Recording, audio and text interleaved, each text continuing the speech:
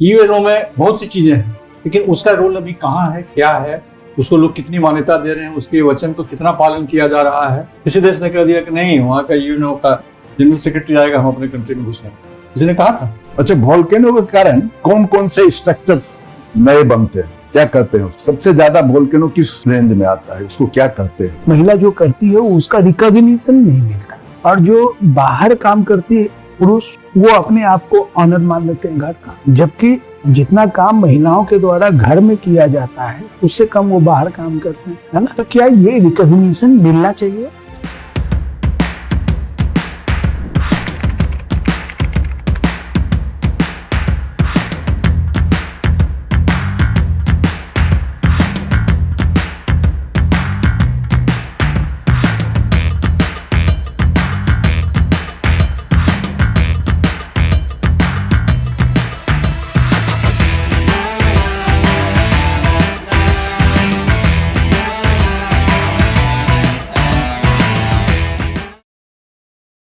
May I come in, sir? Yes, आइए,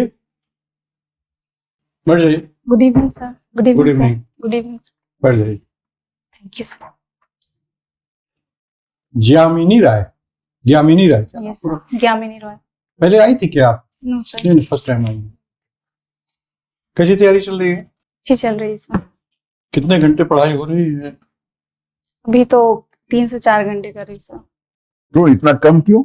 तैयारी करने में यदि कुछ समस्या आ रही है तो उस पर हम लोग बात करें, है ना, ताकि आपका समाधान हो सके शंका का, और फिर उस ओर आप तैयारी करने में लग जाएं। तो पहले बताइए कि तैयारी करने में, इंटरव्यू की तैयारी करने में क्या समस्या है आपको? खाली पॉइंट्स बताइए। सर, समस्या पहली तो ये हो रही है कि हाँ, कन्वर्सेशन करने के लिए मेरे पास कोई इंसान नहीं है, अच्छा, तो थोड़ा बोलने की प्रैक्टिस कम हो रही है। और दूसरी समस्या, सर, कि इतने ज्यादा करंट अफेयर्स होते हैं, हाँ। तो मुझे लगता है कि क्या इम्पोर्टेंट है, क्या नहीं इम्पोर्टेंट है, कि क्या चीज, किस चीज को छोड़ा जाए, ये इसमें कंफर्मेशन नहीं होता। और तीसरी प्रॉब्लम, सर, ये हो रही है कि मुझे कॉन्फिडेंस की भी थोड़ी बहुत कमी है, तो उस कॉन्फिडेंस को बिल्डअप करने के लिए, सर, मुझे प्लेटफॉर्म नहीं मिल रहा। चलिए कोई बात नहीं, Yes, हम लोग sir. समाधान करने का प्रयास करेंगे। और आप में पोटेंशियल है, आप में क्षमता है, और आप में आत्मबल है कि आप सारी इन व्याधियों का, इन त्रुटियों का खुद निवारण कर सकें। Yes, sir. जैसे आपने कहा, कन्वर्सेशन करने के लिए कोई आपके पास नहीं है। एक फिल्म बनी थी संबंध, उसका एक गाना है, उसको आप सुनिएगा यूट्यूब में जाके घर। चल अकेला चल अकेला, तेरा मेला पीछे छूटा रहा, चल। उसमें पंक्ति वो भी है, तुम्हें साथ यदि कोई नहीं दे रहा है तो तुम खुद अपने साथ चलो, है ना, बिछौना धरती को करके अरे आकाश। तो इसको सुनिएगा। कन्वर्सेशन का अब तो डिजिटली इतना हम लोग स्ट्रांग हो गए हैं, Yes, इतनी sir. मार्केटिंग हो गई है, इतने संसाधन व्याप्त हो गए हैं। हम लोग जब तैयारी करते थे, आप जैसे ना, कुछ नहीं, अंधेरे में तीर चलाना। मोबाइल लीजिए, उसमें अपने प्रश्न को डालिए, उसका उत्तर भी उसमें बोलिए, फिर सुनिए कि हमने कितना प्रतिशत उसमें सही कहा, कितना उसमें त्रुटि रह गई, उसका निवारण फिर अगली बार में कीजिए। यह है, कोई नहीं किसी से बात कर रहा है तो दीवार के, आईना के सामने खड़े होकर के आप बात कीजिए। Yes, sir. अपने से बात कीजिए, अपने आप बात कीजिए। एक्सप्रेशन, सारा सब कुछ होगा, कोई उसमें चिंता करने की बात नहीं है। और लोग कहते हैं कि अध्ययन के लिए एकांत और शांत जब होता है वातावरण, तो मन भी एकाग्र होता है ना।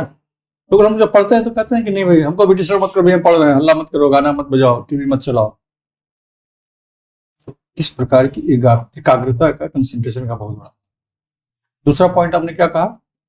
तो दूसरा मैंने ये कहा कि करंट अफेयर्स यस, बहुत ब्रॉड है, बहुत है, बिल्कुल है, इसमें कोई शंका नहीं है, क्योंकि घटनाओं का सिलसिला।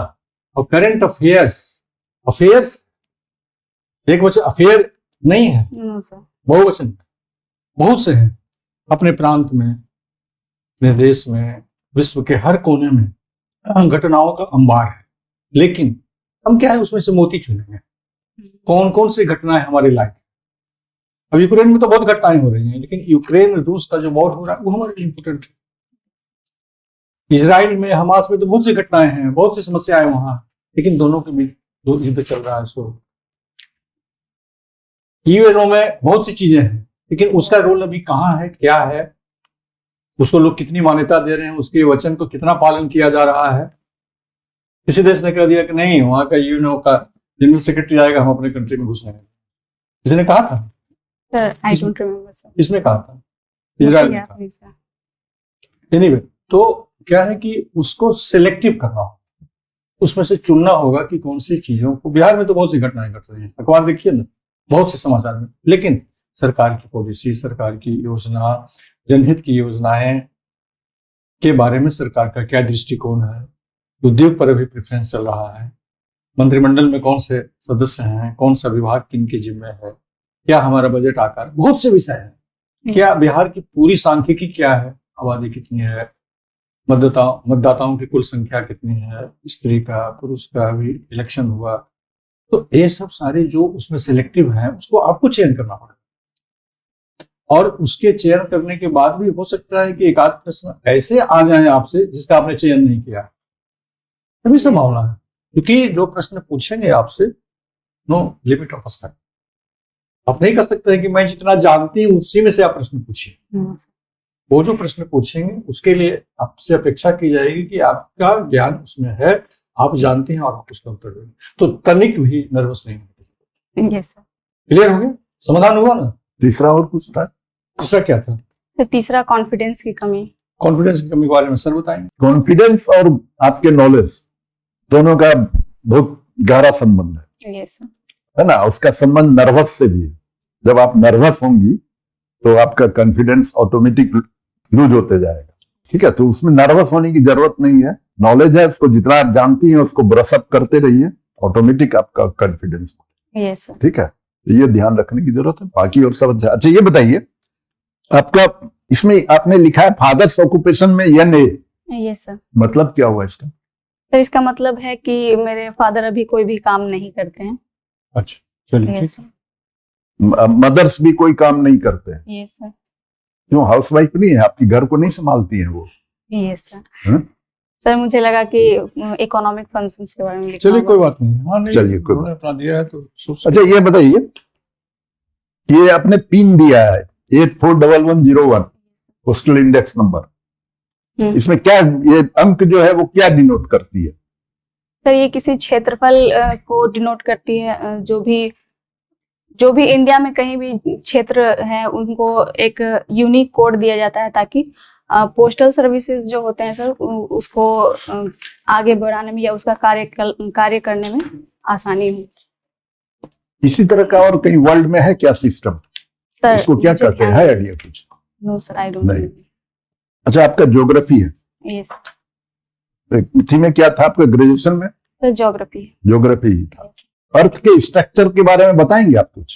सर अर्थ का जो स्ट्रक्चर है वो मेनली जियोइड स्ट्रक्चर है, जो कि ना ही गोल होता है ना ही ओवल होता है। तो इसको एक यूनिक नेम दिया गया है जिसका नाम जियोइड होता है।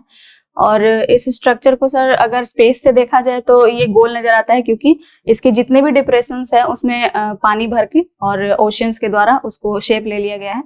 तो वो अगर हम चांद पर जाकर देखते हैं तो वो गोल नजर आता है।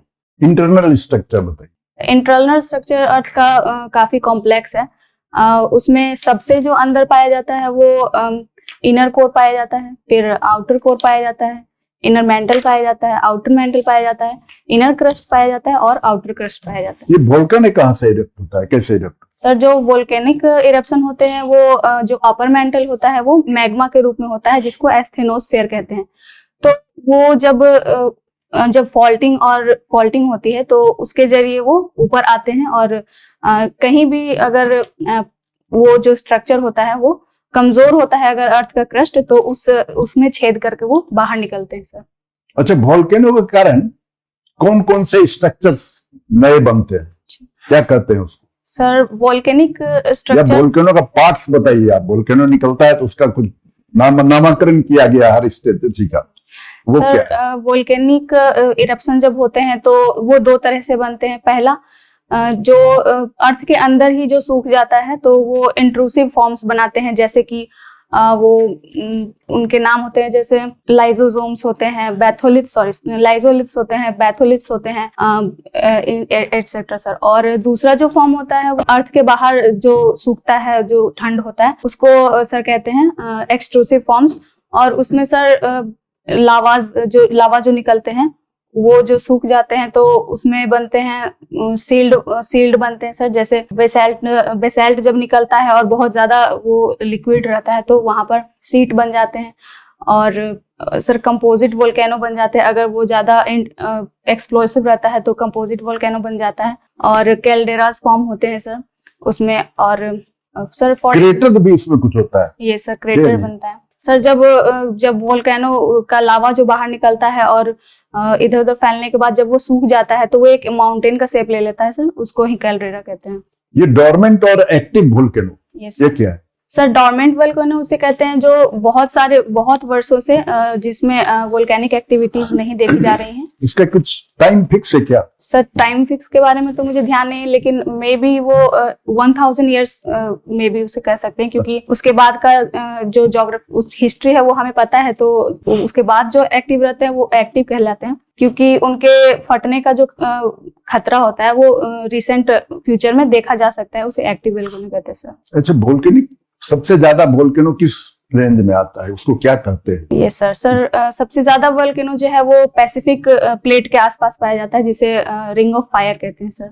उसमें जो कंट्रीज है उसका कुछ नाम बताएंगे आप? सर कंट्रीज में फिलीपींस आते हैं, जापान आता है और यूएसए आता है सर, और फिर रशिया के ईस्टर्न पार्ट्स आ जाते हैं सर। अच्छा, ये अर्थक्वेक क्या है? अर्थक्वेक जब ये जो प्लेट से बने होते हैं, हमारा जो स्ट्रक्चर है वो प्लेट से बना होता है, क्रस्ट, तो उन प्लेट्स के जो फॉल्ट में सर जब वो प्रेशर बनाता है और जब फ्रिक्शनल फोर्स जो होता है वो उस प्रेशर को से ऊपर हो जाता है सर, तो वहां पर फॉल्ट जो होता है वो टूट जाता है और वो हिलने लगता है। तो सर उसी के कारण जो धरती में वाइब्रेशंस जाते हैं उसे अर्थक्वेक कहते हैं। क्या क्या इसका इफेक्ट हो सकता है? सर अर्थक्वेक के काफी ज्यादा इफेक्ट्स हो सकते हैं। जैसे सबसे पहला सर कि बहुत ज्यादा लेवल पर वो डिस्ट्रक्शन कॉज कर सकता है, लाइफ एंड प्रॉपर्टी का डिस्ट्रक्शन हो सकता है। और इसके अलावा सर एटमॉस्फेयर में एटमॉस्फेयर में नहीं, उसके अलावा सर ओशियन पर क्या इफेक्ट पड़ेगा? सर ओशन के इफेक्ट्स में देखा जाए तो अगर ओशन के क्रस्ट के नीचे होता है तो उससे काफी ज्यादा सुनामी आ सकती है और काफी ज्यादा जगहों पर। अच्छा, ये बताइए, बिहार में महिलाओं के लिए, बालिकाओं के लिए बहुत सारी योजनाएं चल रही है, उसमें से आपने किस किस योजनाओं का लाभ प्राप्त किया? सर बहुत सारी योजनाएं चल रही है, उनमें से सबसे पहले सर मुझे आपने कौन कौन सी योजनाओं का बता? ये सब मैंने अभी तक एक ही योजना का लाभ प्राप्त किया है, जो कि है मुख्यमंत्री सिविल सेवा प्रोत्साहन योजना, जिसके तहत मुझे प्रीलिम्स क्वालिफाई करने पर 50,000 की राशि मिली है सर। अच्छा, उसके पहले आपने कोई योजना नहीं पढ़ी? साइकिल योजना में नहीं थी आप? नो सर, नहीं मैंने सीबीएसई से पढ़ाई की योजना भी नहीं? अच्छा, सीबीएसई से पढ़ाई की।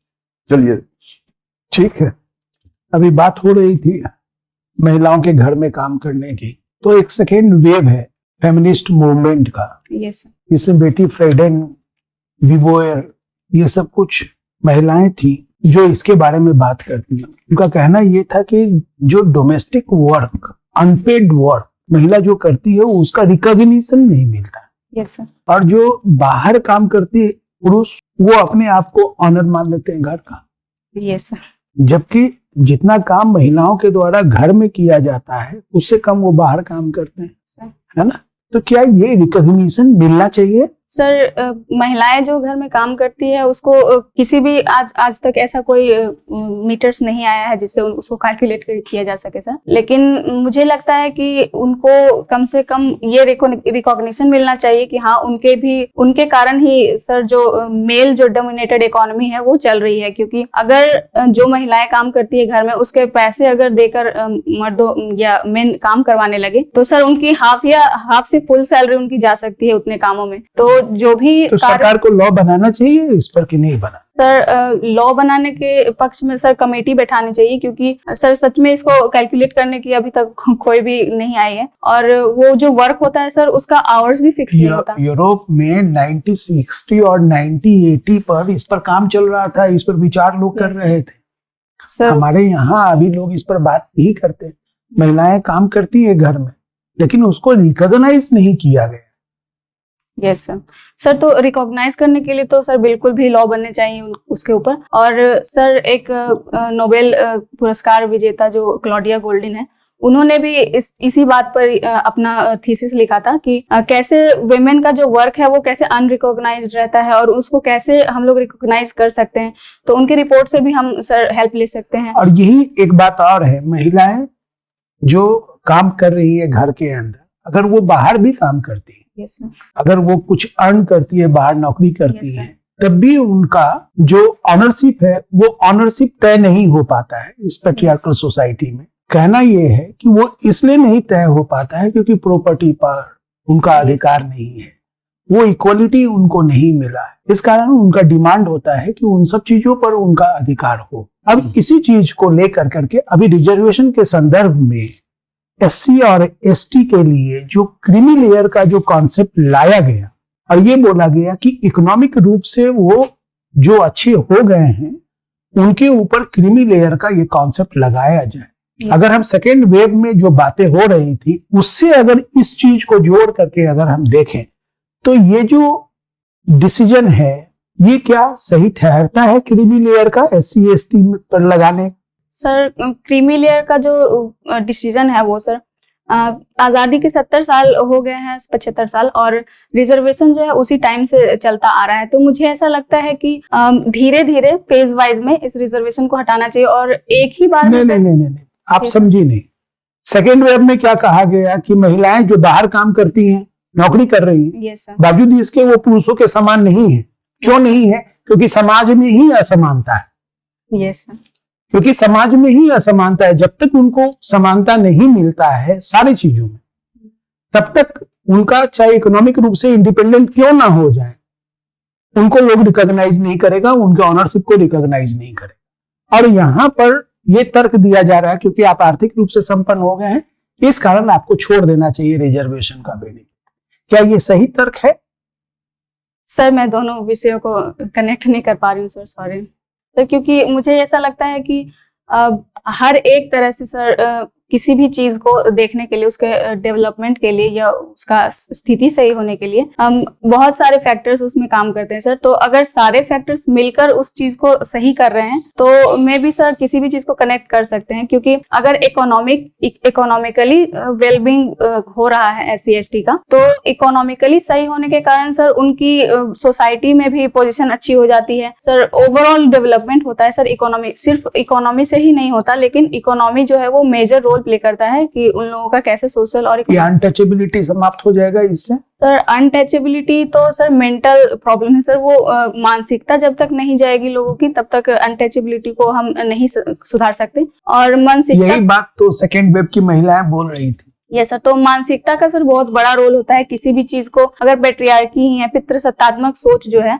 वो बिल्कुल भी नहीं जाएगी सर, अगर मेन का खासकर, क्योंकि इसमें बहुत बड़ा रोल प्ले होता है। क्योंकि वुमेन अगर अपनी सोच को सही कर लेती हैं सर तो उसमें ज्यादा फायदा नहीं मिलेगा। अच्छा, लेकिन आपके जो आइडियल व्यक्ति हैं वो अम्बेडकर हैं। क्यों अम्बेडकर आपको अच्छे लगते हैं?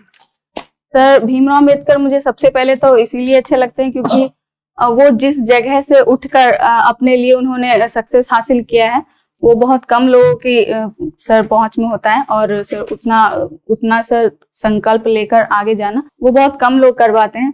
और दूसरी बात सर कि उनकी महिलाओं के प्रति जो सोच थी वो मुझे काफी ज्यादा प्रभावित करती है। जैसे उनका भी ये कहना था कि अगर किसी भी सोसाइटी या समाज का अगर उनको उत्थान देखना है कि वो किस लेवल पर है, तो सबसे पहले उस कम्युनिटी की महिलाओं की स्थिति को देखना चाहिए, क्योंकि उससे पता चलता है कि उस कम्युनिटी की क्या सोच है और क्या उसकी पोजीशन है। क्योंकि महिलाएं जो है सर बहुत ज्यादा बड़ा रोल प्ले करती हैं किसी भी सोसाइटी के डेवलपमेंट के लिए। और सर उनका जो फ्रीडम स्ट्रगल में जो भी रोल रहा है, फ्रीडम स्ट्रगल में प्लस उनका जो रोल रहा है कॉन्स्टिट्यूशन मेकिंग में, जिसमें उन्होंने बहुत हद तक सर ये जो सामाजिक कुप्रथाएं हैं जैसे कि अनटचेबिलिटी, इन सभी चीजों को खत्म करने का बहुत ज्यादा प्रयास किया है सर। और सर इतना ही मुझे अभी याद आ रहा है सर। चलिए बढ़िया है। One more question sir. अच्छा ये बताइए, आपने जो ऑप्शनल ऑप्शन दिया है, ये सर। इसमें आप सहायक योजना पदाधिकारी, नगर कार्यपालक पदाधिकारी, ग्राम विकास पदाधिकारी, यस इसमें न तो आपने बिहार एडमिनिस्ट्रेटिव सर्विस दिया, न डीएसपी दिया, कुछ भी नहीं दिया, क्यों? न सर फाइनेंस सर्विस है, न सब रजिस्ट्रार है। Why? Sir because I am not eligible age wise sir, मुझे मेरी एज अभी कम है। वो उन सभी के आयु में सर 22 साल लिखा था, लेकिन पुलिस सेवा में कितनी आयु है चाहिए? सर 20 साल की आयु चाहिए उसमें। 20 साल नहीं पूर रहा है आपको? सर मुझे एक फिजिकल प्रॉब्लम है सर मेरे हाथ में, तो इसीलिए मैंने नहीं दिया। चलिए ठीक है, ओके।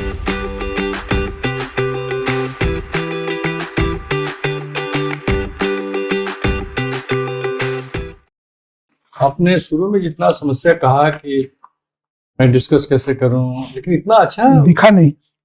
दिखा नहीं। सर मैंने कभी किया नहीं ना, तो मुझे पहला एक्सपीरियंस ही था। इतना अच्छा डिस्कशन हुआ, हम लोग टेबल टॉक किया था, एकदम निर्भीक और होके आपने ऐसे ही निर्भीक करते रहे। होकर के और बहुत संतुलित आंसर आपने किया और बिल्कुल फैक्ट बेस्ड किया।